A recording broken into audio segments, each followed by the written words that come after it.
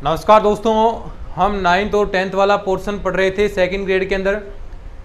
ये जो पोर्शन करवा रहा हूँ ये रीड के अंदर भी आपको काम आएगा और सेकंड ग्रेड के लिए तो हम कर ही रहे हैं, तो दोनों के लिए ये कॉमन चीज़ें हैं। रीड के लिए भी आपके लिए बहुत हेल्पफुल होने वाला है, इससे कुछ भी बाहर नहीं जाएगा रीड के अंदर, ना ही सेकंड ग्रेड के अंदर जाएगा, क्योंकि हर प्रकार से हम चीज़ें तैयार करने वाले हैं। तो चलिए स्टार्ट करते हैं। टॉपिक का नाम आप देख चुके होंगे, लाइन एंड एंगल, आपकी रेखाएं और कोण, ये टॉपिक का नाम है। और फटाफट इसको हम एक दो क्लासेस के अंदर ये लाइन एंड एंगल कंप्लीट कर लेंगे। उसके बाद धीरे धीरे आगे हम ट्राइंगल पर बढ़ेंगे, फिर आपके चतुर्भुज पर, वर्त पर, आयत पर, वर्ग पर, और उनके क्षेत्रमिति के बारे में भी हम एरिया निकालना है, 3D में एरिया निकालना है। तो ये छोटी छोटी चीज़ें हम लगातार अब आगे बढ़ते रहेंगे। समय हमारे पास बहुत ज़्यादा है, अभी फिलहाल हम आराम से चीज़ें एक एक चीज़ क्लियर करते हुए चलेंगे और आराम से हमारा सिलेबस अच्छे से कवर करेंगे। फिर उसके बाद चिंता नहीं करनी है आपको, रिवीजन भी मैं पूरा देखिए कंप्लीट चीज़ें आपको कराऊंगा। एक एक क्लास के अंदर आपकी एक एक बुक हम कंप्लीट करेंगे। तो इस प्रकार से 15-20 दिन के अंदर हम बाद में रिवीजन भी अपना करेंगे और फिर आपके लिए एक बड़ी क्लास भी आ जाएगी, जिसमें आपको मान लीजिए एक क्लास के अंदर BSc का पूरा आपको रिवीजन करवा दिया, एक दो क्लासेस के अंदर 12th वाला पूरा रिवीजन हो जाए। तो ऐसी मैराथन क्लासेस भी कुछ आपके लिए हम डाल देंगे। चिंता करने की जरूरत नहीं है, जब तक पेपर होगा तब तक आपके लिए इंपॉर्टेंट वीडियोस आते रहेंगे, क्वेश्चंस आएंगे, टेस्ट आएंगे। बहुत काफ़ी टाइम है भाई, हमारे पास लगभग 6.5-7 महीने का समय है, तो वो बहुत सफिशिएंट टाइम है आप सभी के लिए। अच्छे से तैयारी करते रहें। जो चीज़ें मैं पढ़ा रहा हूँ अभी तक मैंने बहुत सारा मैटर यहाँ पर डाल भी दिया है, बहुत सारा मैटर मैं कवर अप कर चुका हूँ, और भी आगे आपके लिए क्लासेस आते रहेंगी। तो चलिए स्टार्ट करते हैं। टॉपिक का नाम है line and angle. Line and angle, आराम से बिल्कुल रिलैक्स होकर चीज़ें सुनेंगे। और देखिए इसके नोट्स वगैरह हैं, वो जो लाइन एंड एंगल हैं केवल मात्र इसी चैप्टर के जो हम पढ़ने वाले हैं, इसके नोट्स आपको मैं यहाँ पर ही लिखवाऊंगा, क्योंकि इसके अंदर मैं बहुत सारी चीज़ें आपके लिए बुक से भी ऐड करूँगा साथ में, तो आपको यहाँ पर ही बनानी है। तो कुछ मेरे पास और भी नोट्स हैं, तो 2-3 नोट्सों से आपके लिए मैं चीज़ें आपको करवा रहा हूँ, क्वेश्चंस करवा रहा हूँ। तो आपको ये खुद नोट्स तैयार करने हैं, क्योंकि देखिए अब अलग अलग नोट्सों से, अलग अलग बुक से चीज़ें मैं करवा रहा हूँ, तो इसलिए इसमें नोट्स डालने में थोड़ी सी दिक्कतें होगी। तो इस वजह से आप नोट्स हैं वो साथ साथ में आपको लैंग्वेज भी मैं यहाँ पर लिखवाता चलूँगा, तो नोट्स आप खुद बना ले लीजिएगा। इसके ही BSc वाले आपको मिलेंगे, 11th-12th वाले भी मिलेंगे, और भी आपको आगे चीज़ें मिलेंगी, लेकिन केवल मात्र देखिए इसके ही नोट्स आपको खुद बनाने हैं। तो साथ साथ में आपको स्क्रीनशॉट का भी टाइम मैं देने वाला हूँ, चिंता मत करें, सब कुछ आपको मिलने वाला है। लाइन एंड एंगल, ठीक है। तो उसमें सबसे पहले देखिए आपका आता है, देखिए रेखा और कोण, ठीक है। सबसे पहला जो सबसे छोटी इकाई है लाइन के बारे में हम पहले पढ़ने वाले हैं, रेखा के बारे में सबसे पहले इसी के बारे में हम बात करेंगे।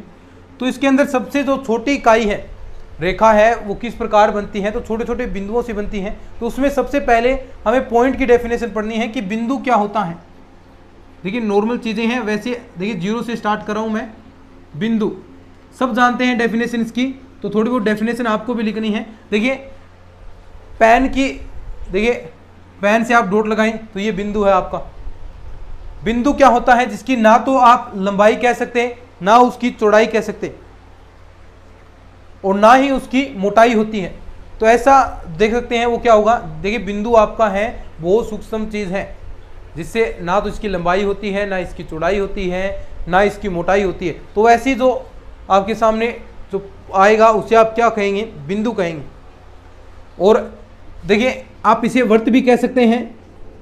बिंदु क्या है, एक वर्त है। कैसा वर्त है, जिसकी त्रिज्या ना हो, यानी आप देख सकते हैं इसकी त्रिज्या, देखिए कैसे आप इसका मेजरमेंट कर सकते हैं। ये तो आपकी थोड़ा सा बड़ा दिखा रहा हूं मैं इसको, बोर्ड पर इसे छोटा अधिक लिख नहीं सकते हम, तो ये आपको दिखाई दे रहा है। तो बिंदु क्या होता है, जिसकी ना तो त्रिज्या होती है, ना लंबाई होती है, ना चौड़ाई होती है, ना मोटाई होती है, कुछ भी नहीं होता। तो ऐसा जो आपके पास होगा वो बिंदु कहलाएगा। तो डेफिनेशन आप लिखेंगे, बिंदु वह है, देखिए अच्छे से आपको डेफिनेशन लिखनी है, नोट साथ में ही बनवा रहा हूं मैं। बिंदु वह है जिसकी ना तो लंबाई होती,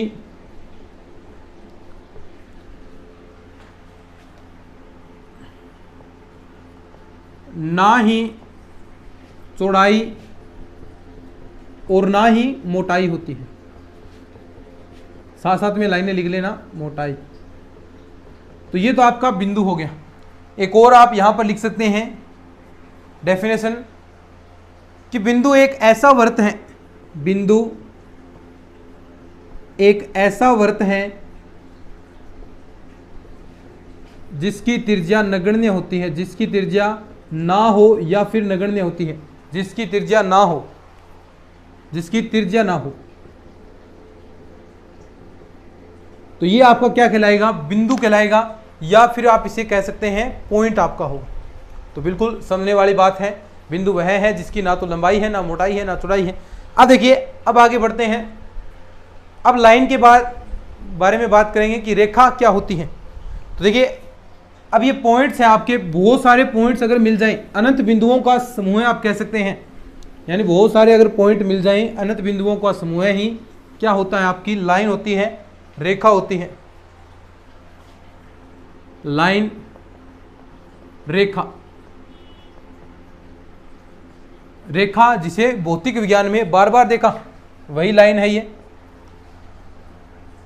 लाइन, रेखा, बिल्कुल सिंपल है। देखिए कोई बात नहीं, देखिए सब जानते हैं। अब ये आपके पास बिंदु है, तो ये एक बिंदु था, इसमें ऐसे अनंत बिंदु हम जोड़ते जाएं, जोड़ते जाएं, जोड़ते जाएं, जोड़ते जाएं, अनंत बिंदुओं का जो बिंदु पथ होगा वही आपकी क्या होगी, लाइन होगी। देखिए इसके अंदर अनंत बिंदु है, अनंत बिंदुओं का बिंदु पथ है, और अनंत बिंदु यानी कोई भी इसका निश्चित बिंदु नहीं है, इसका कोई भी मापन नहीं किया जा सकता लाइन का, यानी अनिश्चित बिंदु है, इसके अंदर अनंत तक जा रही है।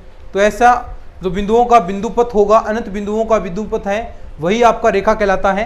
डेफिनेशन आप लिख सकते हैं, अनंत बिंदुओं का बिंदु पथ, अनंत बिंदुओं का, अनंत बिंदुओं का बिंदु पथ रेखा कहलाता है। अब आप बात समझ चुके होंगे कि रेखा की डेफिनेशन क्या होगी, अनंत बिंदुओं का जो बिंदु पथ है वही आपका रेखाखंड कहलाता है। अब देखो, अभी मैंने आपको बताया रेखा के कितने बिंदु होते हैं, रेखा के अनंत बिंदु होते हैं, रेखा के, यानी या कह सकते हैं रेखा पर कह सकते हैं, या फिर रेखा में अनंत बिंदु होते हैं। तो रेखा के जो दोनों अनिश्चित बिंदु हैं, दोनों अनिश्चित बिंदु, अनिश्चित बिंदुओं, जो दोनों आपके अनिश्चित बिंदु हैं,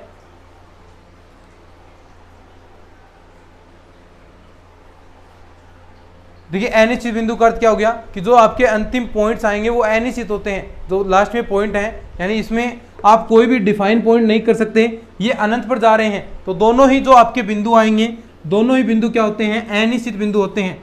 रेखा के जो दोनों बिंदु हैं वो अनिश्चित बिंदु होंगे, या फिर लिख सकते हैं दोनों बिंदु जो अंतिम बिंदु हैं आपके अनंत पर बिंदु हैं, दोनों अनंत बिंदु निश्चित नहीं होते हैं। आप लिख सकते हैं दोनों अनंत बिंदु, ऐसे लाइन लिख लीजिए, अनंत बिंदु निश्चित नहीं होते हैं, यानी एक निश्चित नहीं होते। अब निश्चित नहीं होते हैं तो मुझे बताओ क्या इसके लंबाई का मापन कर सकते हैं क्या, नहीं कर सकते, यानी इसके अनंत बिंदु हैं, ये बिंदु निश्चित नहीं है, ऐसे आपके लाइन है ये, तो इसके अनंत बिंदु हैं। अब इस तरह आ जाए ना तो ये तो आपका बिंदु निश्चित हो जाएंगे, लेकिन ये दो पॉइंट आपके ये निश्चित नहीं है, किसके अंदर, रेखा के अंदर, तो इसका आप मापन नहीं कर सकते रेखा की लंबाई का। तो ये बात आपको ध्यान रखनी है। अब इसके अंदर कुछ चीजें आती हैं रेखा से रिलेटेड ही, रेखाखंड क्या होता है, किरण क्या होती है, रे, और लाइन सेगमेंट किसे कहते हैं, या फिर आपकी लाइन क्या होती है, तो इनमें अंतर आपको देखना है। तो नेक्स्ट चीज में हम इसी के बारे में बात करते हैं। देखिए ये लाइनें आप छोटी छोटी जो लिखवा रहा हूँ वो लिखते जाइएगा, नोट्स बनाते रहिएगा, ज़्यादा इतना कोई हार्ड पोर्शन नहीं है। अब देखो कुछ हम बात करते हैं। सबसे पहले है आपके रेखाखंड, रेखाखंड अभी बात करूंगा, समझाऊंगा सब कुछ। लाइन सेगमेंट, लाइन सेगमेंट,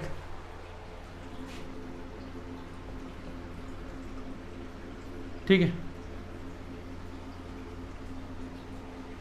आगे आता आपकी किरण, रे, और लास्ट में है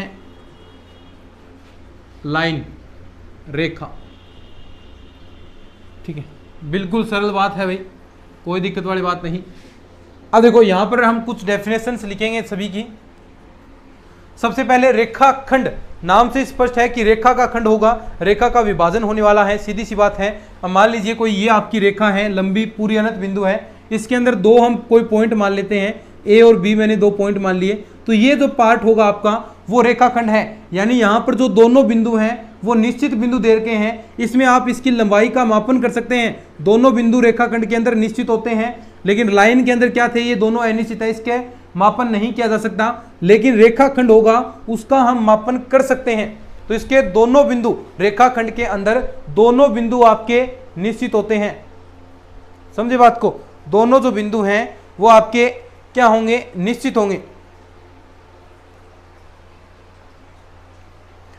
और रही बात आपकी किरण की, किरण के अंदर क्या होगा, किरण के अंदर आपका एक बिंदु तो निश्चित होगा, लेकिन एक आपका अनंत पर होगा। जैसे मान सकते हैं सूर्य है, सूर्य की किरण आ रही है, तो आपका वो स्रोत तो निश्चित है, वहां से एक पॉइंट तो आपका निश्चित है, लेकिन जो आप देख रहे हैं आगे तक अनंत बिंदु तक जाएगा। वैसे सूर्य की दूरी आप माप सकते हैं, आप देख सकते हैं कि कहाँ तक आ रहा है, ये चीजें अलग हैं। मैं बात कर रहा हूँ किरण की, तो किरण में एक बिंदु निश्चित होता है। देखिए एक पॉइंट तो यहाँ पर निश्चित होगा, लेकिन बाकी है वो अनंत तक जाएगा। लेकिन लाइन के अंदर क्या है, दोनों ही अनिश्चित होते हैं, दोनों ही अनिश्चित, दोनों का ही आप मापन नहीं कर सकते। लेकिन आप रेखाखंड में बिंदुओं का मापन कर सकते हैं, लाइन के अंदर नहीं कर सकते। अब बातें समझ में आ गई होंगी कि यहां पर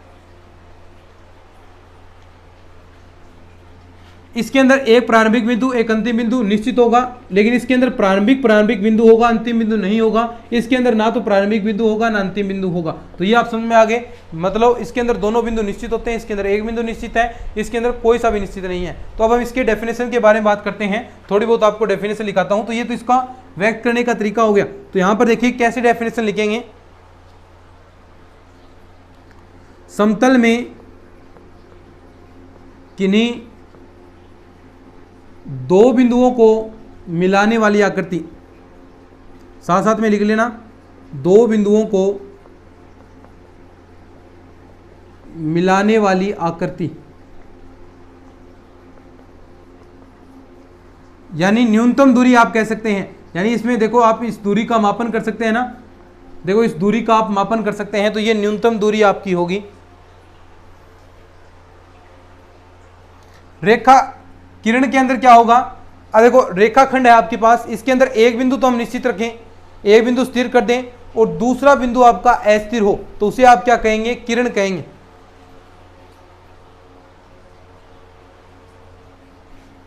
रेखाखंड में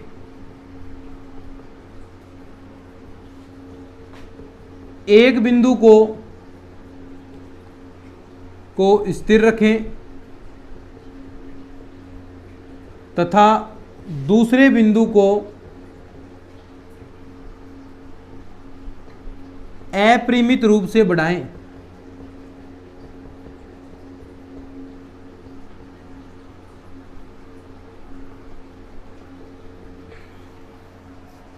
एक बिंदु स्थिर है, दूसरा बिंदु अपरिमित रूप से बढ़ रहा है। इसमें क्या हो जाएगा, वही बात कि रेखाखंड में दोनों बिंदु, रेखाखंड में दोनों बिंदुओं को अपरिमित रूप से बढ़ाएं, अपरिमित रूप से बढ़ाएं।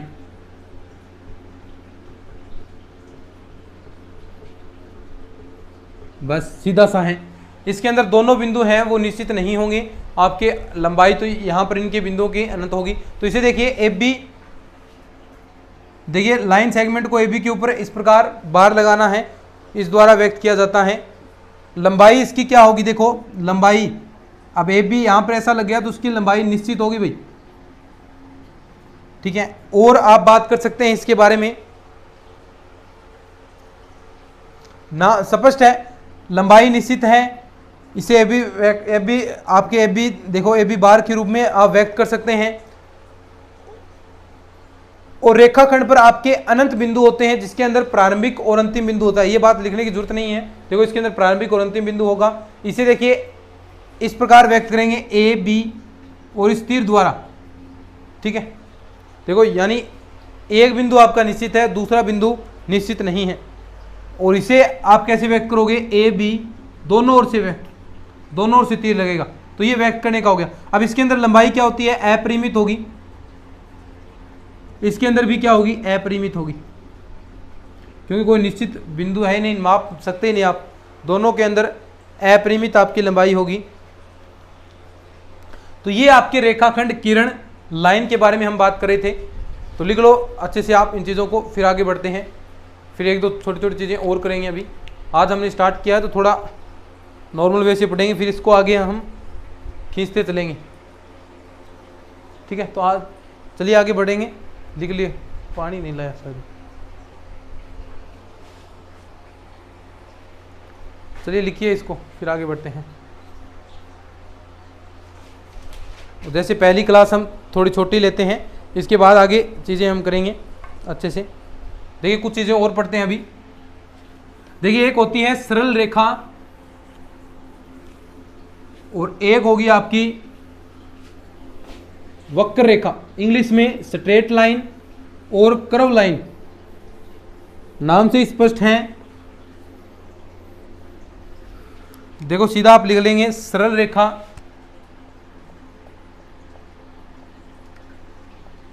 सीधी रेखा, या इसे इंग्लिश के अंदर कहेंगे स्ट्रेट लाइन। एक है आपकी कर्व, वक्र रेखा, बिल्कुल सिंपल है। देखिए सरल रेखा क्या होती है, नाम से स्पष्ट है, सीधी रेखा होगी, यानी दो बिंदु हैं आपके पास इस प्रकार, ये भी क्या है, सरल रेखा है। और यहां पर मान लीजिए दो पॉइंट हैं, इसके मध्य कुछ ऐसी रेखाएं हों, कुछ आपकी ऐसी रेखाएं हो जाएं, कुछ आपकी ऐसे ऐसे रेखाएं हो जाएं, तो ये सारी क्या होती हैं आपकी कर्व रेखा, वक्र रेखा। समझे बात को। अब देखिए कुछ इससे रिलेटेड मैं क्वेश्चन करवाता हूं आपको, कुछ क्वेश्चन आपसे पूछता हूं, फिर उसके बाद देखते हैं आपको कितने क्वेश्चन आ पाते हैं। कुछ चीजें देखिए ऐसे क्वेश्चन पूछे जाते हैं एग्जाम के अंदर, तो थोड़े आपको इनको ध्यान में रखना है। क्वेश्चन कैसे पूछता है, देखिए कुछ क्वेश्चन लिखता हूं मैं कि एक बिंदु से, क्वेश्चन नंबर 1 है, एक बिंदु से गुजरने वाली सरल रेखाओं की संख्या कितनी होती है। एक बिंदु से गुजरने वाली सरल रेखाओं की संख्या, सरल रेखाओं की संख्या कितनी होती है। ठीक है, आप बताएंगे, साथ में नहीं आएगा तो मैं बताऊंगा। क्वेश्चन नंबर 2 देखो, दो बिंदुओं से गुजरने वाली सरल रेखाओं की संख्या, दो बिंदुओं से गुजरने वाली सरल रेखाओं की संख्या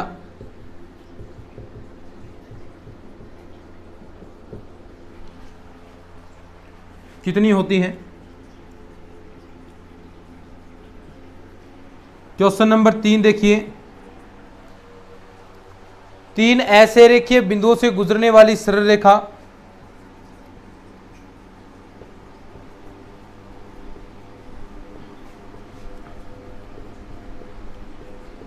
बिंदुओं से गुजरने वाली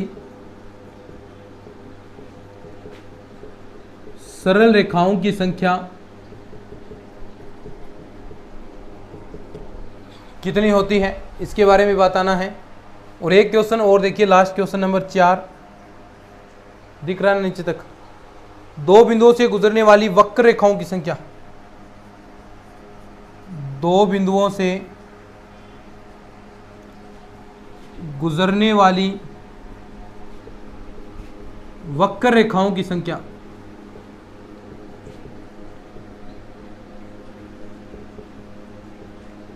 कितनी होती है। दो बिंदुओं से गुजरने वाली वक्र रेखाओं की संख्या कितनी होती है। देखिए अब हम बात करते हैं सबसे पहले एक बिंदु से गुजरने वाली सरल रेखाएं की संख्या। ये आपके पास मान लीजिए कोई पॉइंट है, अब देखो इस पर आप ये पॉइंट है, इससे आप कितनी सरल रेखाएं गुजार सकते हैं, कोई सी भी गुजार सकते हैं। भी सीधी लाइन गुजारनी है, देखो कितनी भी गुजार सकते हैं आप, कोई ज़रूर थोड़ी ना, देखो कहाँ पर जाएगी, कितनी भी गुजार सकते हैं। देखिए कितनी भी, यहाँ भी, यहाँ भी, इसके और बीच में, तो यानी एक बिंदु से आप कितनी सरल रेखाएं गुजार सकते हैं, ऐसे क्वेश्चन कई बार पूछ लिए जाते हैं। तो कितनी गुजर सकती हैं, देखिए आंसर साथ में क्वेश्चन लिखना है ऐसे और फिर साथ में आंसर लिख लेना है अनंत। ठीक है, दो बिंदुओं से गुजरने वाली सरल रेखाओं की संख्या, दो बिंदुओं से, दो बिंदु हैं आपके पास, ये देखिए एक पॉइंट ये रहा, एक पॉइंट ये रहा। अब दो बिंदुओं से सरल रेखा, दो बिंदुओं से सरल रेखा कितनी गुजर सकती है, केवल मात्र एक गुजरेगी। ये दो पॉइंट है ए और बी, इनके मध्य सरल रेखा गुजारनी है तो केवल मात्र एक गुजरेगी। कोई और तरीका बता दो मुझे, है तो कोई है तो तरीका बता दो मुझे, कहाँ से गुजारोगे, ऐसी गुजरेगी, ये तो वक्र रेखा होगी, सरल रेखा थोड़ी ना। सरल रेखा, सीधी रेखा, सीधी रेखा कितनी गुजर सकती है, एक गुजर सकती है दो बिंदुओं से। तो आप लिख सकते हैं यहां पर केवल एक। तीन असरेखीय बिंदुओं से गुजरने वाली सरल रेखाओं की संख्या, सरल रेखा दो बिंदुओं से गुजरती है, तीन असरेखीय बिंदु से सरल रेखा, तीन असरेखीय बिंदु जरूरी थोड़ी ना है, कोई भी आप ये देखो तीन असरेखीय बिंदु है, तो तीन असरेखीय बिंदुओं से कोई सरल रेखा गुजर सकती है क्या, तीन असरेखीय, देखो असरेखीय यानी एक रेखा में नहीं है तीनों पॉइंट, एक मान लो यहां पर है तो देखो सहरेख होते, अगर तीनों बिंदु ऐसे होते तो एक सरल रेखा गुजरती, लेकिन असरेखीय कहाँ है, कोई सा भी सहरेखा में नहीं है, तो दो बिंदुओं से तो गुजर सकती है सरल रेखा, लेकिन तीन बिंदुओं से कोई भी सरल रेखा नहीं गुजरेगी। तो इसकी संख्या कितनी हो जाएगी, शून्य। कितनी हो जाएगी, शून्य सरल रेखा गुजरेगी। समझ रहे हो ना बात को, जो मैं आपको समझाने का प्रयास कर रहा हूं। तो दो बिंदुओं से आगे है, दो बिंदुओं से गुजरने वाली वक्र रेखाओं की संख्या कितनी होती है, दो बिंदुओं से गुजरने वाली वक्र रेखाएं। अब देखो वही तरीका है यहाँ पर, ये मान लीजिए आपके पास दो पॉइंट है यहाँ पर, तो कितनी भी आप वक्र रेखाएं देखो, ऐसे गुजार दी, ऐसे गुजार दी, ऐसे आपने गुजार दी, ऐसे गुजार दी, ऐसे गुजार दी, कितनी भी वक्र रेखाएं आप गुजार सकते हैं। तो दो बिंदुओं से वक्र रेखाओं की संख्या कितनी होती है, अनंत। कितनी होगी, अनंत।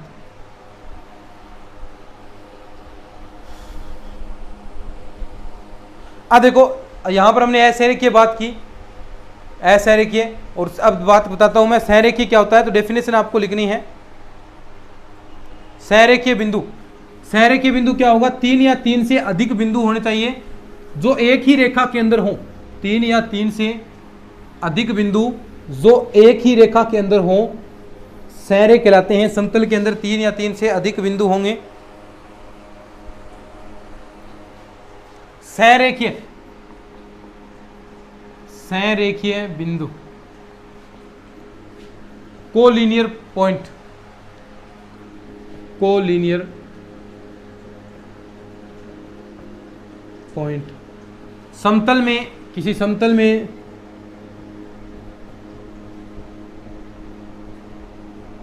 तीन या तीन से अधिक बिंदु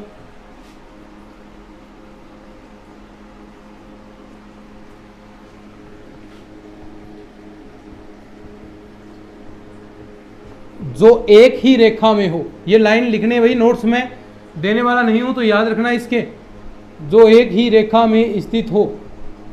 ये आपको बनाने हैं केवल मात्र, जो आपको ये चैप्टर बता रहा हूं इसके बनाने हैं, एक ही रेखा में स्थित हो। और आगे आने वाले 15-20 क्लासेस के अंदर आपको नोट्स खुद बनाने हैं, फिर बाद में मैं आपको दूंगा और नोट्स। किसी समतल में तीन या तीन से अधिक बिंदु जो एक ही रेखा में स्थित हो, क्या कहलाते हैं, सहरेखीय बिंदु कहलाते हैं। बिंदु कहलाते हैं, सहरेखीय बिंदु कहलाते हैं। अब देखिए जो दो बिंदु हैं वो सदैव आपके सहरेखा में होंगे। दो बिंदु हैं वो देखिए, अब मान लीजिए ये दो पॉइंट आपके, तो ये तो हमेशा कहीं रख लो, चाहे इनको यहां रख लो, एक सरल रेखा बनेगी, यहां ऐसे रख लो सरल रेखा बनेगी, ऐसे रख लो सरल रेखा बनेगी। तो जो दो बिंदु हैं वो हमेशा क्या होते हैं, सहरेखीय होते हैं। लेकिन तीन या तीन से अधिक अगर सहरेखीय हैं, तीन या तीन से अधिक बिंदु एक ही रेखा में है तो वो सहरेखीय बिंदु होंगे। लेकिन दो या दो हैं, दो बिंदु, केवल मात्र दो बिंदु की बात करें तो आपके हमेशा क्या होते हैं, एक ही रेखा में होते हैं। दो बिंदु लिख सकते हैं, दो बिंदु सदैव एक ही रेखा में स्थित होते हैं। दो बिंदु सदैव एक ही रेखा में स्थित होते हैं। अतः दो बिंदुओं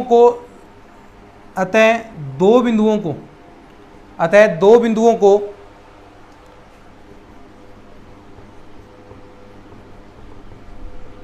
सदैव संरेख माना जाता है। दो बिंदुओं को सदैव संरेख माना जाता है। तो ये आपका हो गया संरेखीय बिंदु। ठीक है, तो देखिए आज हम स्टार्ट किया है इस टॉपिक का, तो थोड़ा हम कम ही पढ़ते हैं हमेशा। जब भी टॉपिक स्टार्ट करते हैं तो 20-25 मिनट की क्लास रखते हैं। आगे आपके लिए और धीरे धीरे बड़ी बड़ी क्लासेज आपके लिए स्टार्ट कर देंगे। आगे 40-45 मिनट की क्लास होगी। ठीक है, ताकि हम चीज़ें कवर अप कर सकें। आज स्टार्टिंग किया है तो थोड़ा बहुत आप चीज़ें इनको याद रखें, क्या होती हैं, बिंदु क्या होते हैं, रेखा क्या होती है, रेखाखंड क्या होता है, किरण क्या होती है, सरल रेखा क्या होती है, वक्र रेखा क्या होती है। ये जो छोटी छोटी चीज़ें बताई हैं इनको आप याद कर पाएँ। तो चलिए आज के इस वीडियो के अंदर इतना ही। अगर ये अच्छा लगा है, ये लेक्चर सीरीज आपको अच्छी लग रही है तो इसको शेयर जरूर करना, चैनल को सब्सक्राइब कर लेना। चलिए आज की इस वीडियो में इतना ही। धन्यवाद।